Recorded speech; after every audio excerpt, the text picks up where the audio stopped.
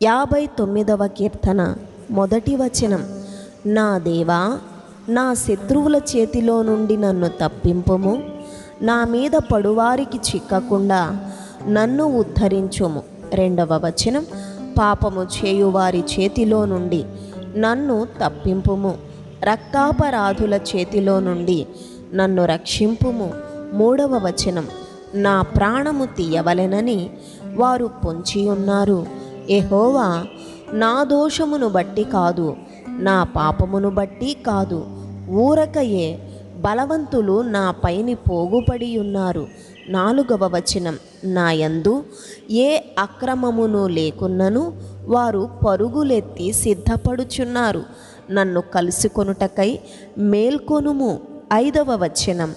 సైన్యములకు అధిపతియగు యెహోవావైన దేవా, ఇశ్రాయేలు దేవా, అన్యజనులందరినీ శిక్షించుటకై మేల్కొనుము. అధిక ద్రోహులలో ఎవరిని కనికరింపకుము. ఆరవ వచనం. సాయంకాలమున వారు మరలా వచ్చెదరు, కుక్కవలే మొరుగుచు పట్టణము చుట్టూ తిరుగుదురు. ఏడవ వచనం. వినువారెవరునూ లేరనుకొని వారు తమ నోట నుండి మాటలు వెళ్ళగ్రక్కుదురు, వారి పెదవులలో కత్తులున్నవి. ఎనిమిదవ వచనం. యెహోవా, నీవు వారిని చూచి నవ్వుదువు, అన్యజనులందరినీ నీవు అపహసించుదువు. తొమ్మిదవ వచనం.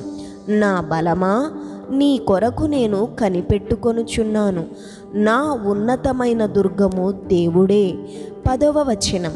నా దేవుడు తన కృపతో నన్ను కలిసికొనెను, నా కొరకు పొంచియున్న వారికి సంభవించిన దానిని దేవుడు నాకు చూపించును. 11వ వచనం. వారిని చంపకుము, ఏలయనగా నా ప్రజలు దానిని మరచిపోదురేమో.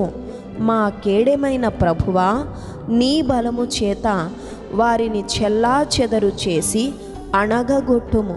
12వ వచనం. వారి పెదవుల మాటలను బట్టియు వారి నోటి పాపమును బట్టియు వారు పలుకు శాపములను బట్టియు అబద్ధములను బట్టియు వారు తమ గర్వములో చిక్కుబడుదురుగాక. 13వ వచనం. కోపము చేత వారిని నిర్మూలము చేయుము, వారు లేకపోవునట్లు వారిని నిర్మూలము చేయుము.